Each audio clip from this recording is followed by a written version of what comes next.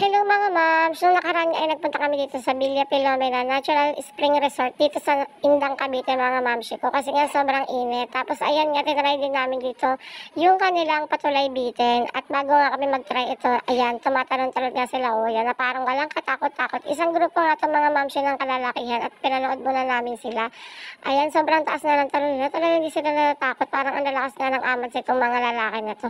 At syempre, papahuli ba tayo dyan? Kaya naman itatry din natin yan mga mamsi ko, kahit parang naiihina ako, pinapanood ko pa lang.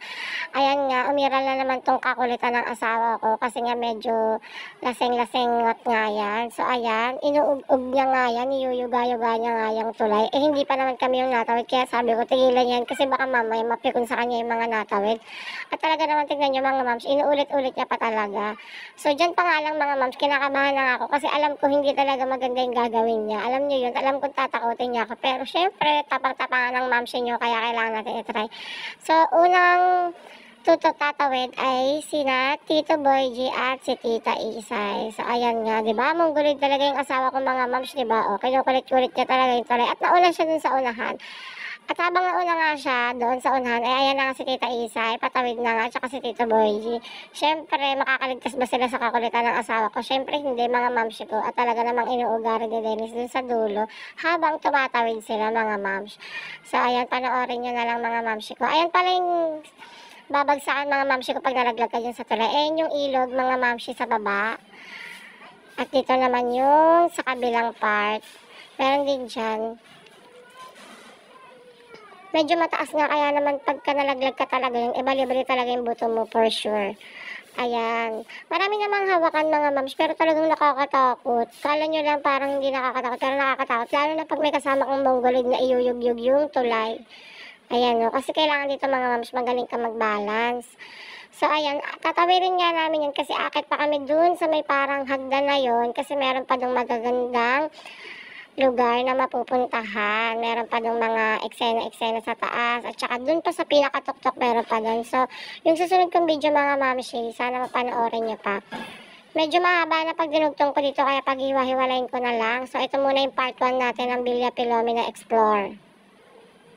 Ayan pala yung ilog dito sa kabila at dito naman sa kabila. Ang lamig pala ng tubig dyan. Hindi ko rin na-videohan yung swimming pool pero maghahanap ako ng clip. So, ayan na si Tita Isay, mga mamshi ko. Siya na yung unang tumawid. Siyempre, ayang nabibidyo, andyan si Daddy sa dulo at niyuyug-yug niya nga yan. Ang kulit nga nitong asawa ko, talagang pinagtitripan niya din si Tita Isay. Ayan. Dahan-dahan nga ang atake ni Tita Isay. Ayan. Hindi pa nga niya masyadong niyuyug-yug dyan, pero makikita niyo na kinukulit na dyan ni Daddy si Tita Isay. Pasensya na kayo sa video mga mams kasi sisinaga ng araw. For the bangi kasi nagbibideo niyan eh. So ayan na nga mga maps, nakatawid na nga si Tita Isay at syempre nakatawid na rin si Tito Boy G. At ayan nga, nandun nga ako sa dulo at parang gusto ko nga bumalik. Tapos sa sobrang kulit naman ng asawa ko, ayan nga, binalikan niya ako mga maps ko. At ito na nga ang nangyari. Dito ngayon, sa tulay bitin, malalim to guys. Di, O, ito may bata nga, ang angas oh. O, ayan o. wait lang, paano tayo? Paano siya makakadaan? Di, wag balik na. Di ako po.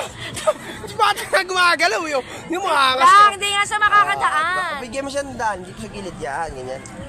O, angas niya, di ba? O, ito may bata, o, ayan o. Dito kami guys ngayon sa Indang, Villanuevo, Villa Filomena. Wait lang, ang dami pa nila. Dahan mo na kayo guys. Vlogger kasi itong asawa ko eh. Ngayon ako nagbibideo, ayaw. Tara, lakad tayo. Medyo may kalaliman talaga itong tulay bitin na to guys. Medyo pagdalaglag ka talaga dito. Di, wag mo muna. Di ko inuyog. Naglalakad lang ako. Ayan na si ate. Hindi, mo siya. Dito ka sa kabila ate, dito ka sa kabila. Ayan, medyo side lang. Kasi kapit ka dalawang kamay ha. Ayan o. Medyo kasi may mga dumadaan pa. Medyo one way kasi to eh. One way kasi to guys. Pasensya na guys ha. Wait One lang way yung yung mga tulay bata, bitin. di, tama ka na muna.